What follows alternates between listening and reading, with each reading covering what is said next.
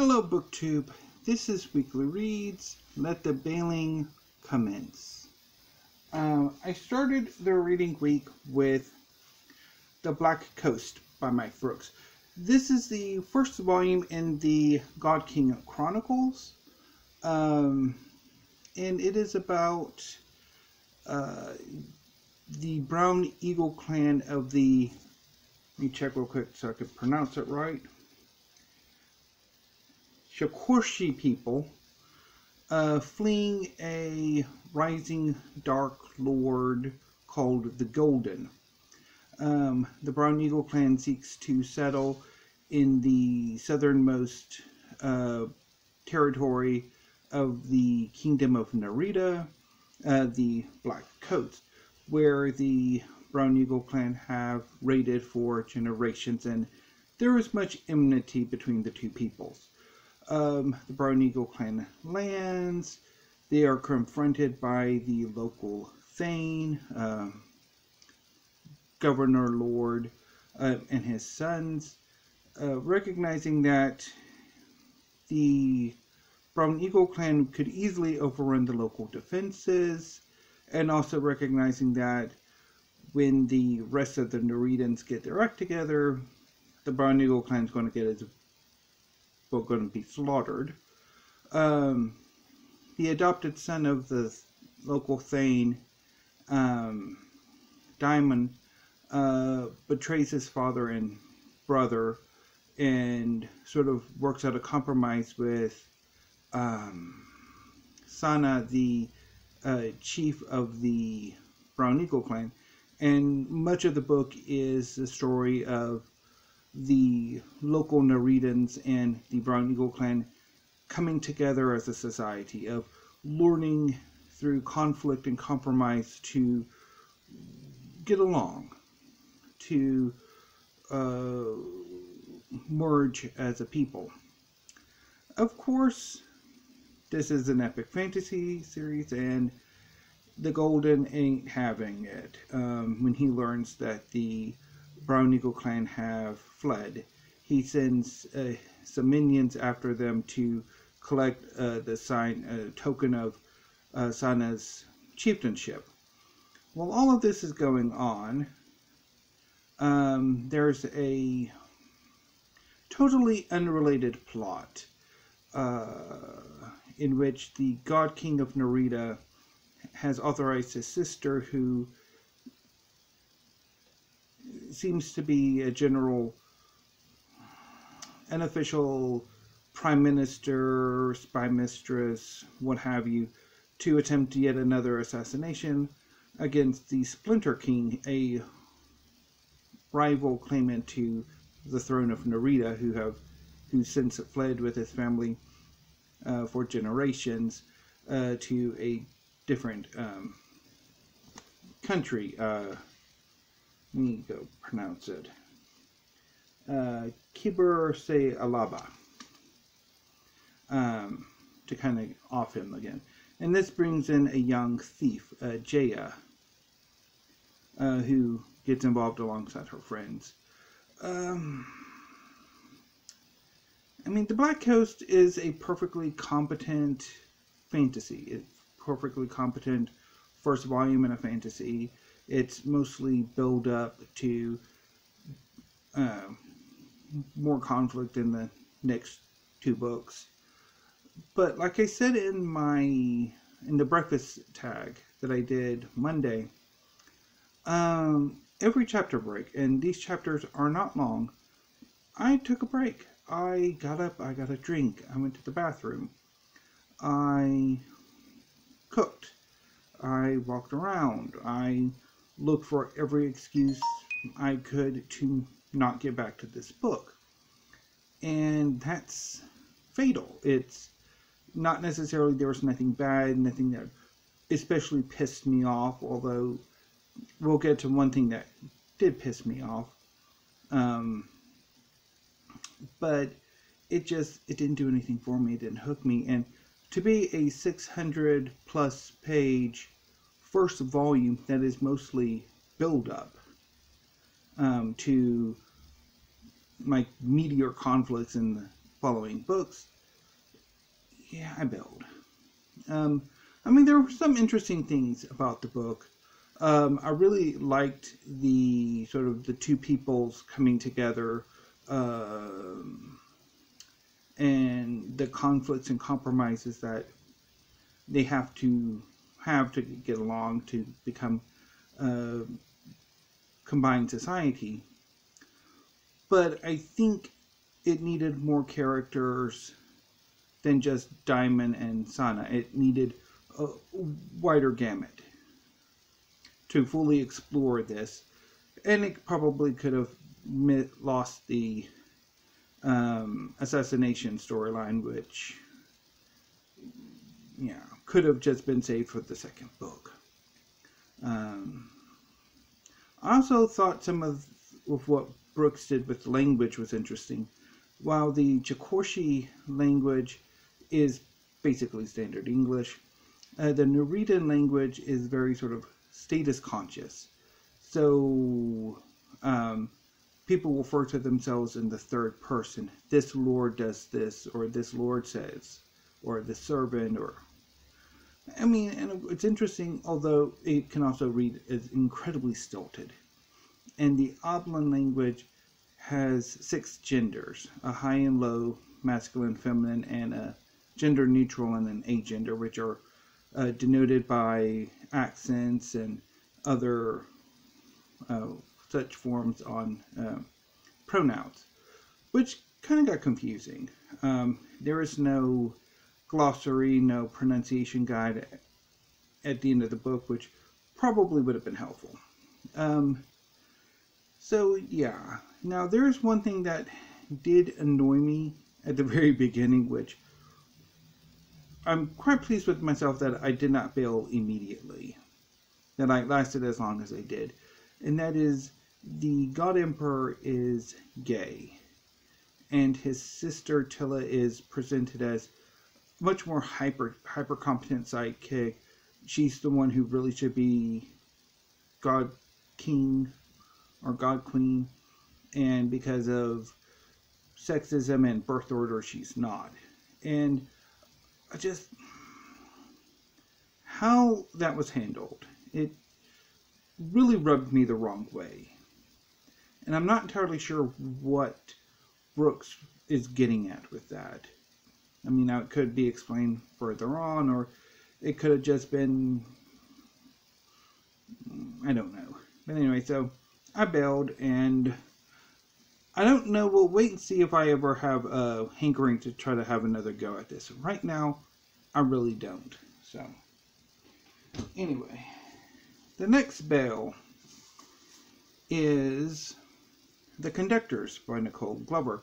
This is a historical occult detective fantasy set in 1871 Philadelphia. It is about 2 former slaves turned former conductors on the Underground Railroad, Hetty and Benji Rhodes, both of whom have magical powers. This reality is suffused with magic.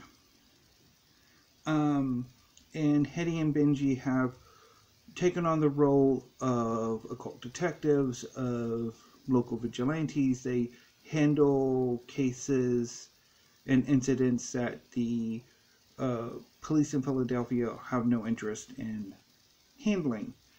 And I mean, I'm not entirely sure what I think of the writing, but I really did not connect to this story at all either. I really did not like the main point of view character, Hetty. She just really bugged me. And there were no other characters, as long as I lasted, that I really could connect to sort of read in spite of the main protagonist. And it took way too long for what I'm assuming is the start of the actual mystery. I lasted about 77 pages. So, anyway. So I'm quite disappointed. With that, the third bail. Wonderland by Stacey D'Erasmo. This is a Belle Redemption shot. I tried Wonderland last year and I bailed. Wonderland is a literary fiction novel about a minor rock star named Anne Brundridge who is trying to make a comeback after 7 years of being away from the music scene. And she goes on a sort of stream of consciousness, sort of jaunt through her memories, through her present, her past, leading all to I have no idea. So when I first tried this book, I bailed within the first chapter. And I was sorely tempted to bail within the first chapter this time as well, although I did last about 50 pages, and those were 50 pages of my life I'm never going to get back. I didn't like the writing. Nothing about this story I know. So, meh. So I think I'm fully done with Wonderland. I don't think I will be giving Wonderland a second Belle Redemption. So, did I read anything that I actually enjoyed this week? Yes. Fire to Fire by Mark Doty. This is a new and selected edition of his poetry that came out a few years ago.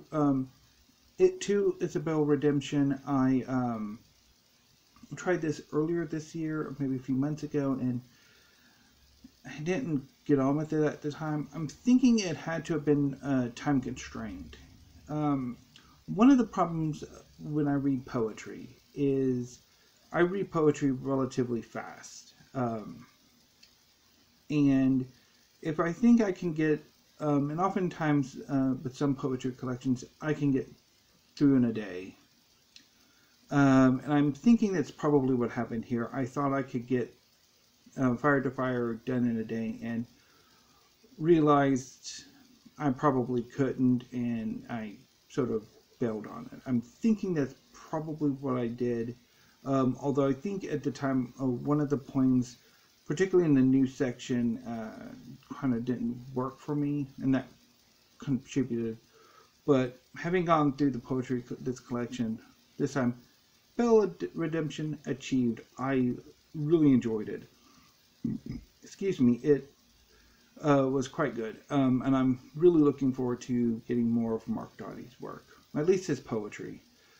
He did write a book on Whitman last year that was complete and total shit. But anyway, this was pretty good though. And I might actually next in the new year start doing some poetry readings that some booktubers have done this year that I annoyingly haven't done. So I'll try to do that and read from here.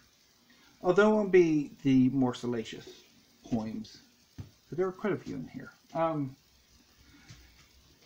So before I get to what I will be reading this coming reading week, I do want to address my choices of what I read this past week. Obviously, going on it has been 2 years now. I have struggled mightily with fiction. None of the fiction I've read, except for in one-hand cases, maybe two hands, that I've enjoyed. And most of the rest are either bails or I just did not like them. But there are books that have been pleasing me, nonfiction, primarily history. I've loved the history that I've been reading this past year, or 2 years now. And so why did I switch to a fiction-heavy end of December? As I was reading King of the World, Philip and Alexander, King of the World, and Life and Death of Ancient Cities, I was feeling the call for fiction, that I was hungering for fiction, even though in November, while I was doing nonfiction November during the work week, I was reading the big book of science fiction during the weekends. But I didn't really get on with the anthology for the most part, and it really didn't, I don't know. But I found myself hungering for fiction, primarily literary fiction. Although I don't have much in the way of literary fiction that I haven't yet gotten to yet. And I have a lot of science fiction and fantasy that I need to get to, that I picked up this year or last year and I haven't gotten to yet. So I thought, okay, last 2 weeks of December, kind of have a go at some fiction that I've needed to get to, and maybe some Bell redemptions. Now, this sort of desire for fiction also led me to wanting to do another order with the University of Chicago. They have a sale on, and they also have a number of fiction, not only that they publish, but that they distribute. And so I was going to do 2 novels and some short fiction, short story collections, which I was wanting to do a bit of a chapter tag, or not chapter tag, story tag, because I was also wanting to order with LSU, because they've got a salon too, and I was going to pick up some poetry and at least 1 short story collection for the Triad story tag. And after reading, bailing on Wonderland, that desire is completely gone. I do not want to do that anymore. I still kind of want to pick up the poetry, but that I can probably do used. So right now I'm like, I kind of want to get more history. So pretty much I'm back to probably next year is going to be incredibly history centric with a few novels, fiction here and there. But anyway, we'll get to that next week when I talk about my 2022 bookish plans.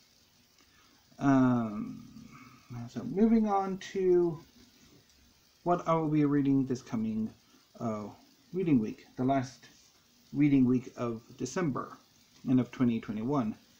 I'm going to start with The Maleficent 7 by Cameron Johnston.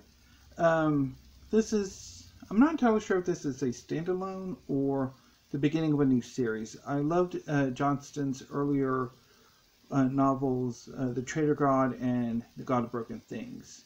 And this really sounds interesting, and I'll read, I guess I can do a quick synopsis without reading the back of the book. I'll read the back of the book. So, one town, 7 bloodthirsty monsters, their last hope. A dark new faith is ravaging the lands of Issaran.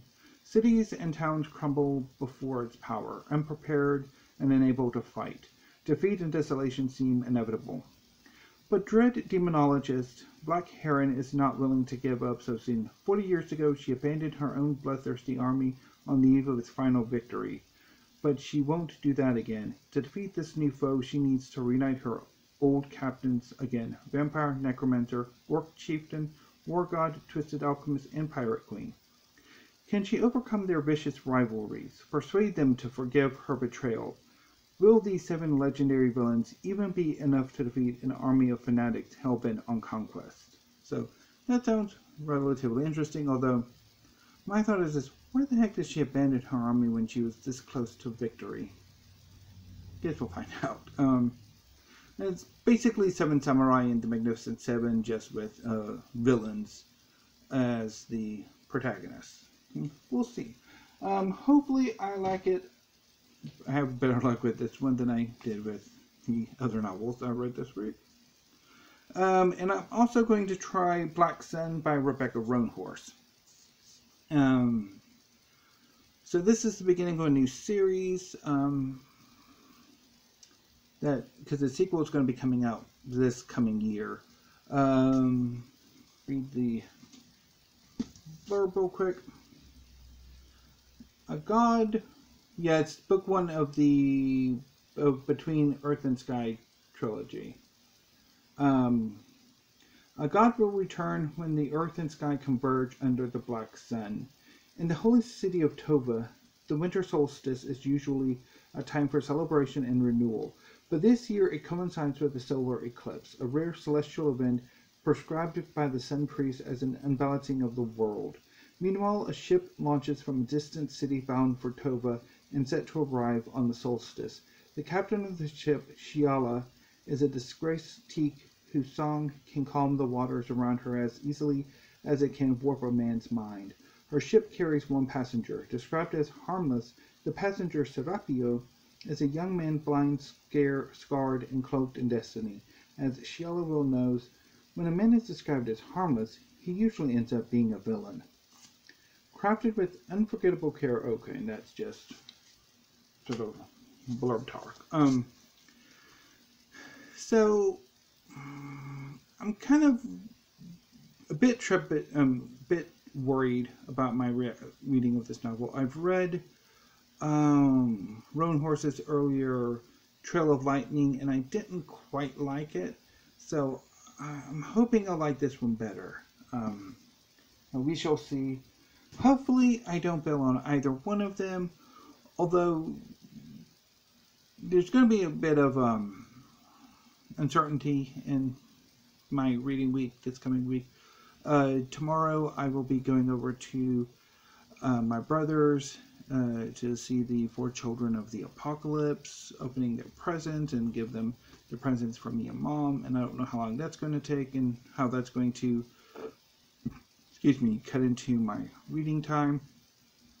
So I'm not entirely sure how things are going to turn out. If it looks like I'm not going to be able to get both of them in, I'll probably focus on Maleficent 7 and read something else that would be quick reads, either comics on my Kindle or some of the poetry I'll be getting in for my December book haul, which is far larger than I wanted. I wanted a small, maybe 10-12 book haul, and it's going to be about 20 by the time everything's said and done.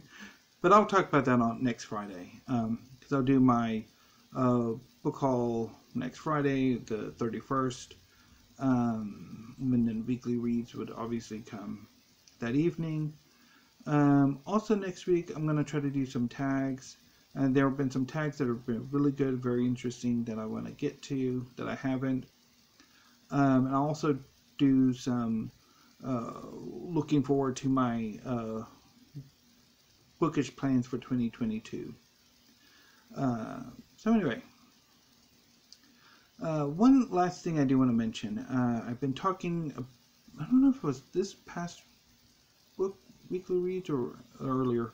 I mentioned some of what I've been watching on Netflix, and I did try Altered Carbon, which is based on a series of novels by Richard K. Morgan, and I hated it. I watched the first episode, and I'm not going to be continuing on with the series, so yeah.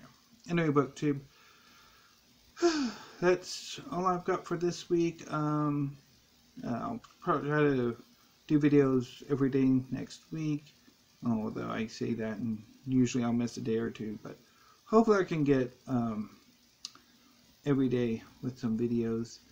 Yeah, so I'm going to go ahead and sign off for now. Thank you, BookTube. Have a great weekend.